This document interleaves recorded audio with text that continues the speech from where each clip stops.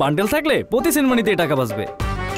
বিকাশ send money bundle কিনে জিতুন প্রতি লেনদেনে। বিকেল ৩টায় শুরু হওয়া গণজামায়াতে যোগ দেবে বিএনপি, এনসিপি, জামায়াত, হেফাজত সহ বিভিন্ন রাজনৈতিক ও সামাজিক সংগঠন। এর সভাপতিত্ব করবেন বায়তুল মোকাররম জাতীয় মসজিদের খতিব মাওলানা আব্দুল মালেক। আয়োজক প্যালেস্টাইন সলিডারিটি মুভমেন্ট বাংলাদেশ এক সংবাদ বিজ্ঞপ্তিতে জানায়, প্রথমবারের মতো দেশের রাজনৈতিক, অরাজনৈতিক সর্বস্তরের মানুষ সোহরাওয়ার্দী উদ্যানে ফিলিস্তিনি জনগণের সাথে সংহতি প্রকাশ করবে। বেলা ২টায় ঢাকার ৫টি পয়েন্ট থেকে মার্চ শুরু করে বেলা ৩টায় সোহরাওয়ার্দী উদ্যানে গণজামায়াত হবে। বাংলা মোটর, কাকরাইল মোড়, জিরো পয়েন্ট, বকশীবাজার মোড় ও নীলক্ষেত মোড় থেকে মিছিল আসবে উদ্যানে। অনুষ্ঠানে বক্তব্য রাখবেন ইসলামী বক্তা মিজানুর রহমান আজহারি, আসসুন্নাহ ফাউন্ডেশনের চেয়ারম্যান শায়খ আহমদুল্লাহ সহ অনেকে। বাংলাদেশের ইতিহাসে এরকমটা আসলে কখনো হয়নি। সকল ধর্ম, বর্ণ অথবা রাজনৈতিক, অরাজনৈতিক যত ধরনের মানুষ বা ব্যক্তিবর্গ আছে সবাই এই এর মধ্যে সম্পৃক্ত থাকবে। তো আমরা আশা করছি যে মোটামুটি ৩০ লক্ষ বা তার অধিক মানুষ হওয়ার আশা আমরা ব্যক্ত করছি। ফোকাস করব আমাদের স্টেজ এবং স্টেজের আশপাশের জায়গাটা। আর আমরা সবাইকে যারা আসবে তাদের সবার প্রতি আমাদের আহ্বান থাকবে যে সবাই যেন এই মন মানসিকতা নিয়ে আসে যে সে নিজেই এই প্রোগ্রামের একজন ভলান্টিয়ার, সে নিজেই হচ্ছে এই প্রোগ্রাম। আরও জানাতে সোহরাওয়ার্দী উদ্যান থেকে যোগ দিচ্ছেন সহকর্মী খালেদ রায়হান। রায়হান, সোহরাওয়ার্দী উদ্যানে কী ধরনের প্রস্তুতি রাখা হয়েছে, এই মুহূর্তে সেখানকার পরিস্থিতি জানাবেন।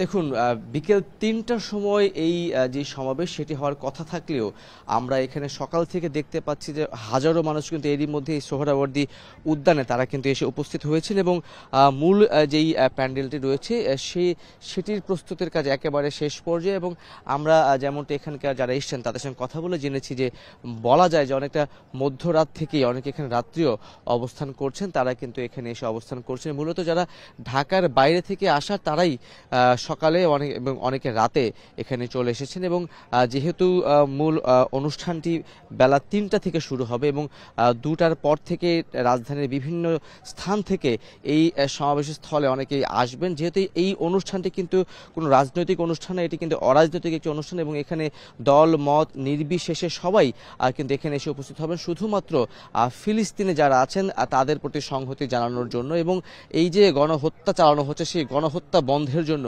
মূলত এই যে মার্চ ফর গাজা যেই কার্যক্রমটি হাতে নেওয়া হয়েছে মূলত তারই অংশ হিসেবে আমরা দেখতে পাচ্ছি যে সকাল থেকে রাজধানী শহর দেশের বিভিন্ন জায়গা থেকে এই সোহরাওয়ার্দী উদ্যানে মানুষ কিন্তু আজ আস্তে আস্তে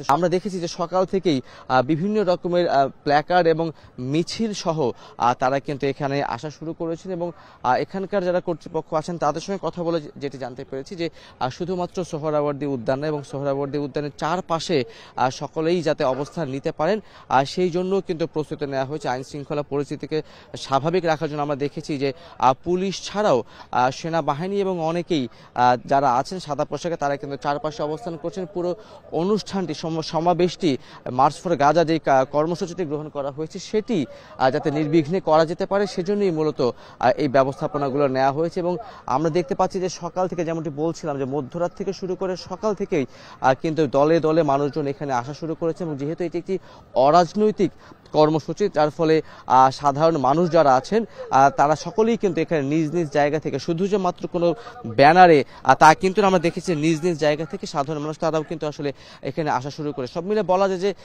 বিকেল ৩টার সময় যে কর্মসূচি তার প্রস্তুতি কিন্তু এরই মধ্যে এই মাঠে শেষ করা হয়েছে এবং সাধারণ মানুষ যারা আছেন তারা কিন্তু ফিলিস্তিনিদের পক্ষে সমর্থন জানানোর জন্য এরই মধ্যেই সোহরাওয়ার্দী মাঠে এসে উপস্থিত হতে শুরু করেছেন। সোহরাওয়ার্দী উদ্যান থেকে জানাচ্ছিলেন সহকর্মী খালেদ রায়হান। এদিকে শুক্রবারও গাজায় গণহত্যার প্রতিবাদে রাজধানী ঢাকাসহ সারা দেশে বিক্ষোভ করেছেন মুসল্লিরা। বায়তুল মোকাররমে জুমার নামাজের পর বিক্ষোভ সমাবেশে ইসরায়েলি পণ্য বয়কট সহ জিহাদের ঘোষণা দেয় ইসলামী দলগুলো। জানায় আজকের মার্চ ফর গাজা সফল করার আহ্বান। গাজায় ইসরায়েলি আগ্রাসনের বিরুদ্ধে এই প্রতিবাদ সমাবেশ। বায়তুল মোকাররমে জুমার নামাজ শেষে এই সমাবেশের আয়োজন করে যুব ইসলামী আন্দোলন বাংলাদেশ। এতে নেতারা বলেন, ইসরায়েলি পণ্য যারা ব্যবহার করবেন তারা দেশটির দোসর হিসেবে চিহ্নিত হবে। যুদ্ধ বন্ধ না হলে জিহাদ করার ঘোষণাও দেন তারা।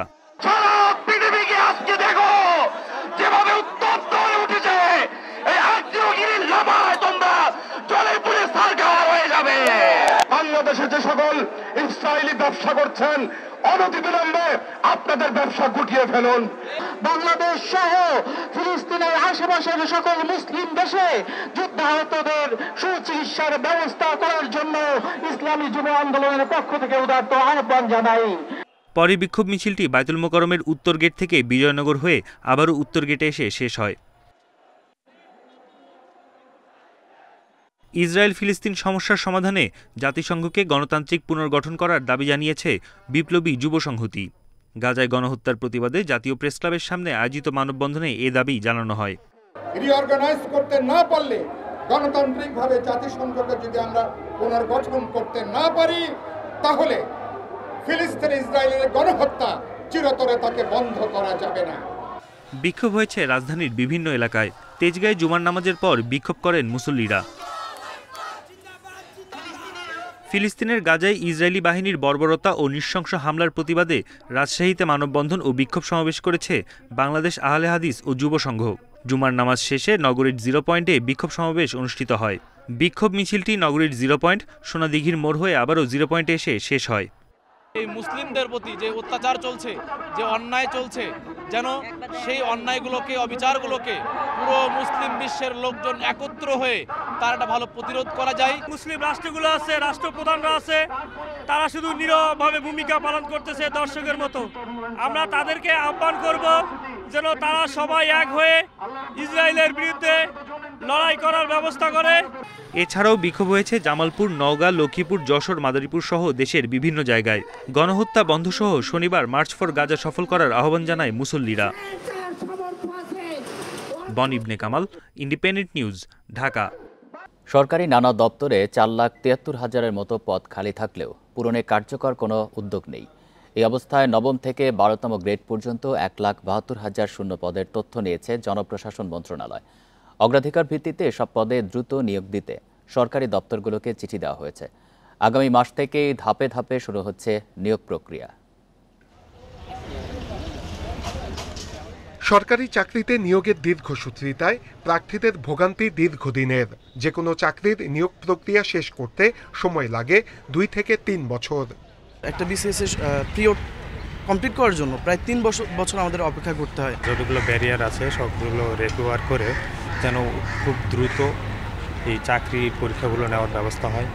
বাংলাদেশ পরিসংখ্যান ব্যুরোর হিসাবে গত 1 দশক ধরে দেশে বেকারের সংখ্যা 25 থেকে 27 লাখের মধ্যে। অথচ সরকারি দপ্তরগুলোতে পদ খালি 4,73,000-এর মতো। এসব শূন্য পদে নিয়োগের জন্য নেই কার্যকর উদ্যোগ। এ অবস্থায় সরকারি বিভিন্ন দপ্তরে শূন্য পদের তথ্য চেয়ে মার্চে চিঠি দেয় জনপ্রশাসন মন্ত্রণালয়। এখন পর্যন্ত নবম থেকে 12তম গ্রেডে 1,72,000 শূন্য পদের তথ্য এসেছে। ধাপে ধাপে এসব পদে নিয়োগ প্রক্রিয়া দ্রুততম সময়ের মধ্যে শুরু করার নির্দেশনা দিয়েছে মন্ত্রণালয়। সবাইকে চিঠি দিয়েছি, টাইমলাইন দিয়েছি। এর মধ্যে আমরা পুরো শূন্য পদের অ্যাকচুয়াল ফিগারটা পেয়ে যাব। অ্যাকচুয়াল ফিগারটা পাওয়ার পরে জনগণের যে চাহিদা, সেই হিসেবে সরকার একটা বড় অংশ নিয়োগে যাচ্ছে এবং অলরেডি পিএসসি ছাড়া বিভিন্ন প্রতিষ্ঠান নিয়োগ চালু রেখেছে। বিশেষজ্ঞরা বলছেন, নিয়োগ প্রক্রিয়া দ্রুত শেষ করার পাশাপাশি স্বচ্ছতা নিশ্চিত করতে হবে। পর্যায়ক্রমে সার্কুলার হতে থাকবে এবং যারা অ্যাপ্লিক্যান্ট তারা আবেদন করতে থাকবে। যেই ক্ষেত্রে যেই সেকশনে বা যেই সেক্টরে নিয়োগ দেওয়া হবে সেটা খুব সবাই মিলে সেখানে নজরদারি করে সুচারুরূপে সেই কাজটা সম্পন্ন করা। এদিকে একটি বিসিএস 1 বছরের মধ্যে শেষ করার পরিকল্পনা নিয়ে এগোচ্ছে পাবলিক সার্ভিস কমিশন। এটি দ্রুত বাস্তবায়নের আহ্বান চাকরি প্রার্থীদের।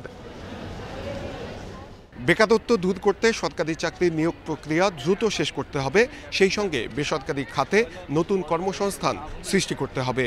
আর তরুণদের দক্ষ করে তুলতে কারিগরি শিক্ষার উপর জোর দেওয়ার আহ্বান গবেষকদের। নূরে আলম, ইন্ডিপেন্ডেন্ট নিউজ, ঢাকা। কয়েকটি পরিবার ও গোষ্ঠী বিপুল অর্থ পাচার করেছে। এসব অর্থ 6 মাসের মধ্যে জব্দ করে ফিরিয়ে আনার লক্ষ্যে কাজ চলছে বলে জানিয়েছেন বাংলাদেশ ব্যাংকের governor doctor Ahsan H Mansur. শুক্রবার বিকেলে চট্টগ্রামে বাংলাদেশ ব্যাংক কার্যালয়ে এক মত বিনিময় সভায় তিনি একথা বলেন।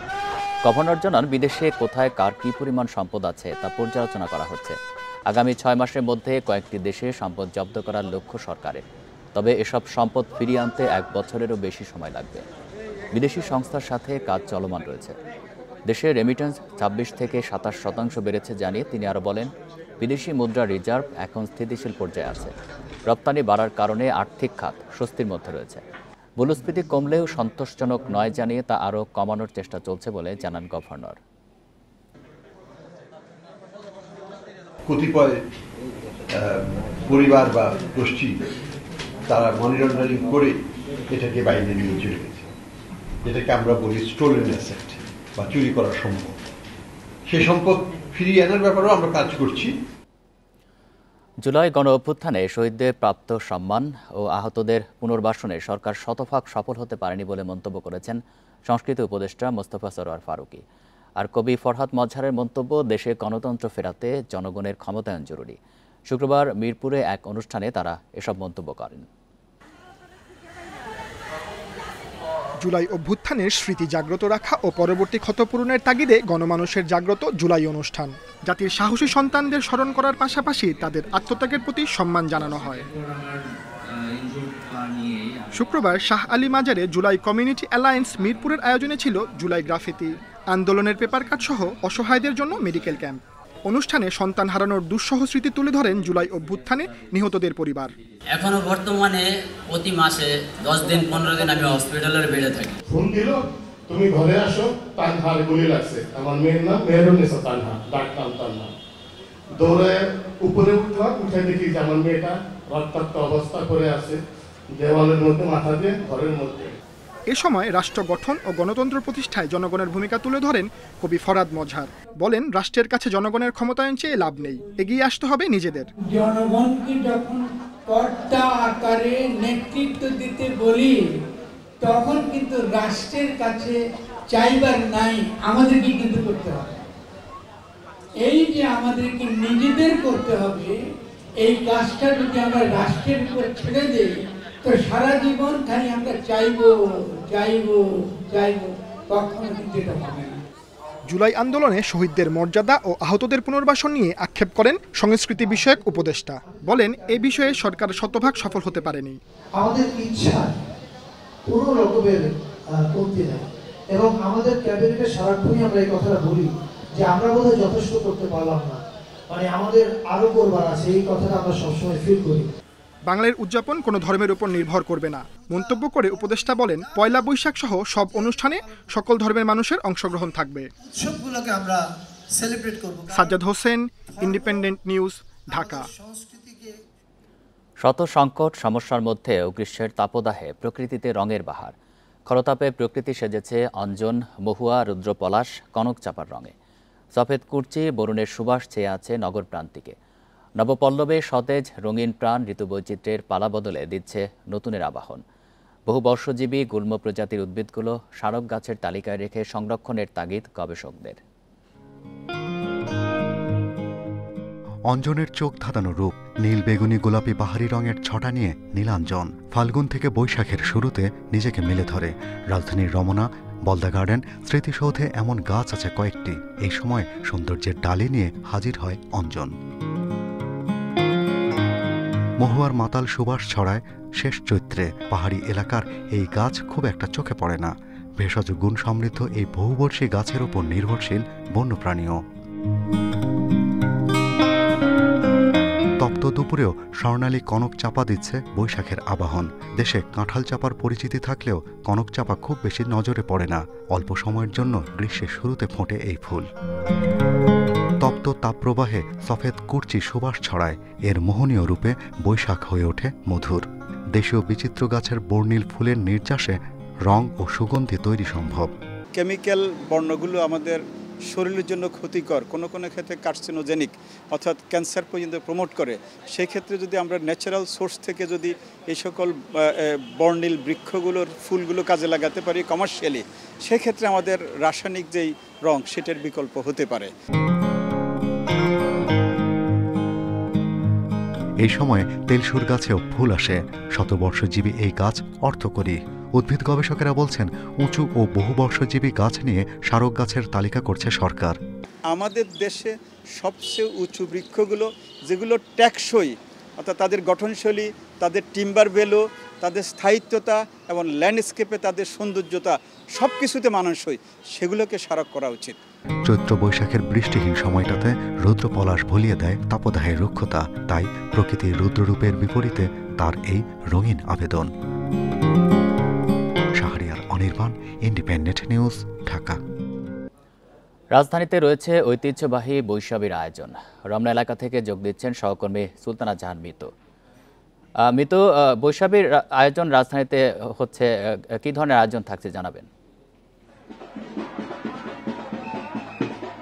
আজকে থেকে বৈশাখ উৎসব শুরু হয়েছে পাহাড়ে আদিবাসীদের মাঝে, বিভিন্ন সম্প্রদায়ের মাঝে, এবং সেই সাথে রাজধানীতে যারা আছেন চাকমা, মারমা, ত্রিপুরা সম্প্রদায়ের জাতিগোষ্ঠী, তারা এই শহরে উদযাপন করছেন বৈশাখী উৎসব। বৈশাখীর আমেজ শহরেও লেগেছে। আজকে সকালে পার্বত্য চট্টগ্রাম কমপ্লেক্স থেকে এই তিন সম্প্রদায়ের মানুষ সহ বিভিন্ন ধর্মবর্ণের মানুষ শোভাযাত্রা নিয়ে রমনা পার্কে এসেছে। এখানে তারা দেখে ফুল ভাসাবেন, এবং তারা যেটি বলছেন এই ফুল ভাসানোর মধ্য দিয়ে ফুলকে তারা অত্যন্ত পবিত্র বস্তু হিসেবে বিবেচনা করে, এবং এই ফুল ভাসানোর মধ্য দিয়ে তারা জাতি তথা বিশ্বের মঙ্গল কামনা করবেন। এবং আপনি জানেন যে এই বৈশাখী উৎসব আজকে থেকে পাহাড়গুলোতে শুরু হয়েছে, এবং ক্ষেত্র বিশেষে এটি 15 তারিখ পর্যন্ত চলবে নানা আচার আয়োজনের মধ্য দিয়ে, এবং অত্যন্ত কালারফুল একটি উৎসব এটি আমরা যেটি দেখতে পাচ্ছি। এবং যারা এখানে আছেন চাকমা, মারমা, ত্রিপুরা, সবার কাছেই আসলে বৈশাখী মূলত নানান ধরনের উপাচার আয়োজনের মাধ্যমে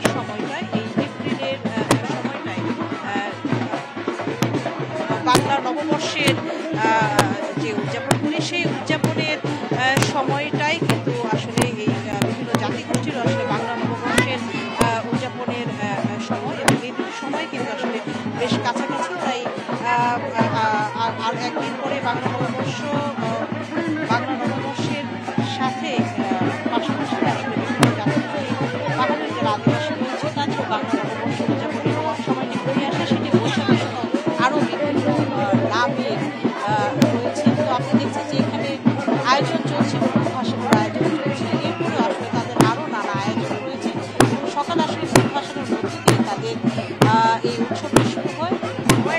এই উৎসব দেখার জন্য আসলে অনেক মানুষ জড়ো হয়েছেন। আমরা আছি এখানে, তাদের সাথে দেখছি তাদের এই উৎসবে একাত্ম করার চেষ্টা করছি।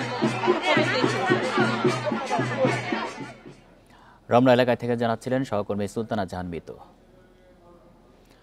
নববর্ষ উদযাপনে দোকানে দোকানে চলছে হালখাতার প্রস্তুতি। ক্রেতা বিক্রেতার পুরনো পাওনা চুকিয়ে বছরের প্রথম দিন মিষ্টিমুখ করানো হবে। নতুন বর্ষকে স্বাগত জানিয়ে শুরু হবে ক্রেতা বিক্রেতার সম্পর্কে যাত্রা। তাই লাল খাতা কেনার ধুম পড়েছে বরিশালের বাজারে। তবে সময়ের সাথে জৌলুস হারাচ্ছে হালখাতা, গুরুত্ব কমছে লাল খাতার। দুদিন পরেই নববর্ষ, চলছে হালখাতার প্রস্তুতি। ধুয়ে মুছে পরিষ্কার হচ্ছে দোকানপাট। নতুন বাংলা বছরের প্রথম দিন দোকানে দোকানে খোলা হয় নতুন হিসাব, যা হালখাতা নামে পরিচিত। বর্তমানে জৌলুস হারালেও অনেক ব্যবসায়ী এখনও নির্ভর করেন এ পদ্ধতির উপর। নববর্ষ উপলক্ষে বাধায় ঘরগুলোতে চলছে জাবেদা, খতিয়ান, হাতছিটা, চাপটালি, বনবুক ও পাকাটালি খাতা তৈরির কাজ। সাদা কাগজ বাধাই করে লাল শালু কাপড়ের মলাটে মুড়িয়ে তৈরি হচ্ছে মোটা লাল খাতা। কোন কোন খাতে খরচ করলাম এবং দোকান ভাড়া দিলাম, এই ইত্যাদি আর কি। এই জন্য খাতা কিনতে হয় বছরে একবার একটা। হিসাবের পরিসংখ্যানে আমরা বছরের শেষে আমাকে আয় ব্যয়ের হিসাবটা পেয়ে যাই। এই কারণে আমাদের এই হালখাতাটা। আর মানুষ আগমন আসে একটু মিষ্টি মুখ করার জন্য। যদি কারো বাকি থাকে দিয়ে যায়, না থাকলে তো দেয় না, তদুপরিও তারা আসে। বছর জুড়ে চাহিদা থাকলেও নববর্ষের সময় বিক্রি কিছুটা বাড়ে বলছেন ব্যবসায়ীরা। প্রতিষ্ঠানের বয়স প্রায় 50 বছর। এভাবে আমার বাবা বিক্রি করতো, আমরাও বিক্রি করতেছি। এই খাতা আপনার গিয়া আমার দোকানে 4000 4500 চলে, আর সমগ্র বরিশালে মিলিয়ে প্রায় 10,000 খাতা বিক্রি হয় পয়লা বৈশাখ উপলক্ষে। শুধু নতুন খাতা খোলা নয়, পাওনা আদায়ের পাশাপাশি ক্রেতাদের আপ্যায়নের বিষয়টিও থাকে হালখাতার আয়োজনে। Independent news. পহেলা বৈশাখের আগে ইলিশের দাম চড়া, ইচ্ছামতো দাম হাঁকাচ্ছেন ব্যবসায়ীরা। চাঁদপুর, লক্ষ্মীপুর সহ অনেক জায়গায় নিষেধাজ্ঞা অমান্য করে ইলিশ শিকারে নামছেন জেলেরা। আর এসব মাছের আড়তে গোপনে চলছে বেচাকেনা। মার্চ এপ্রিল 2 মাস মেঘনায় ইলিশ সহ সব ধরনের মাছ ধরায় রয়েছে নিষেধাজ্ঞা। তবে সেই নিষেধ অমান্য করে মাছ শিকারে নেমেছে জেলেরা। সাগর নদীতে মিলছে না তেমন ইলিশ, আর বৈশাখকে ঘিরে বাড়ছে ইলিশের দাম। বরগুনার পাথরঘাটায় 1 কেজি ওজনের ইলিশের মন প্রতি বিক্রি হচ্ছে 1,50,000 টাকায়। 1 কেজি 300 গ্রাম সাইজ এই মাছটা বিক্রি হচ্ছে 1,50,000 টাকা। 28,000 ওজন আপনার 300 গ্রাম 350 গ্রাম ওজন। আমাদের ইলিশ মাছ এবছর একটু তুলনামূলক কম পাওয়া গেছে। এর পিছনে নানা রকম কারণ আছে। আমাদের কিছু প্রাকৃতিক কারণ আছে, মানব সৃষ্ট কারণ এখানে আছে। আমাদের জেলেরা এখানে অবৈধ বেশ কিছু জাল ব্যবহার করতেছে, যার বিরুদ্ধে আমাদের নিয়মিত অভিযান চলতেছে। বরিশালেও পাইকারি বাজারে বেশি দামে বিক্রি হচ্ছে ইলিশ। 1.5 কেজি সাইজের ইলিশের আমদানি নেই মোকামে। ছোট সাইজের ইলিশও ক্রেতার নাগালের বাইরে। বর্তমানে বাজারে এখন দাম চড়া, সাধারণ মানুষের পক্ষে কেনা সম্ভব না। দাম অনেক বেশি আর সাইজে ছোট সব। লক্ষ্মীপুরের বাজারে ইলিশের সরবরাহ নেই তেমন। নিষেধাজ্ঞা অমান্য করে অনেক জেলে মাছ শিকার করছেন, আর চড়া দামে গোপনে বিক্রি করছে জেলেরা।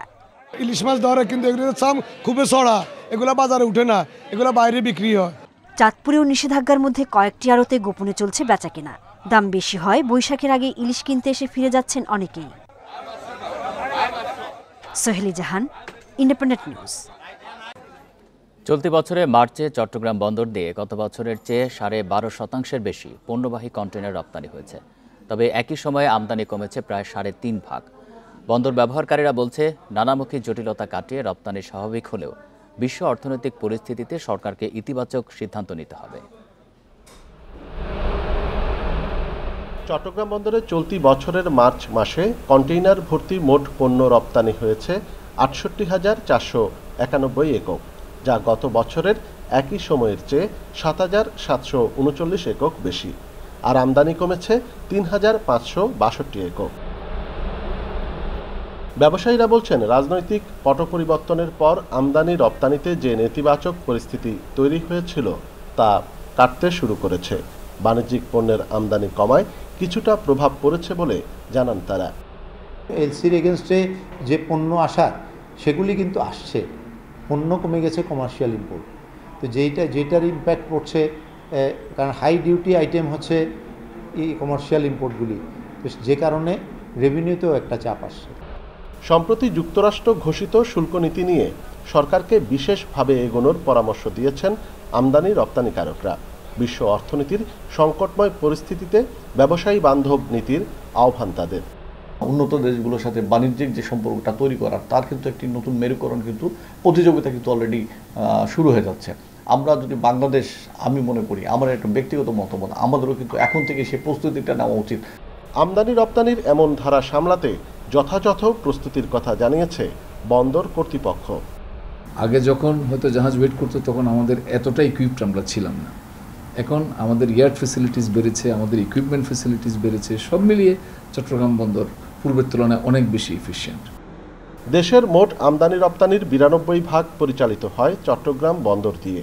এজন্য বন্দরটির সক্ষমতা আরও বাড়ানোর দাবি জানিয়েছেন ব্যবসায়ীরা। অনুপম শীল, ইন্ডিপেন্ডেন্ট নিউজ, চট্টগ্রাম। এ ছিল এখনকার সংবাদে। ধন্যবাদ সবাইকে।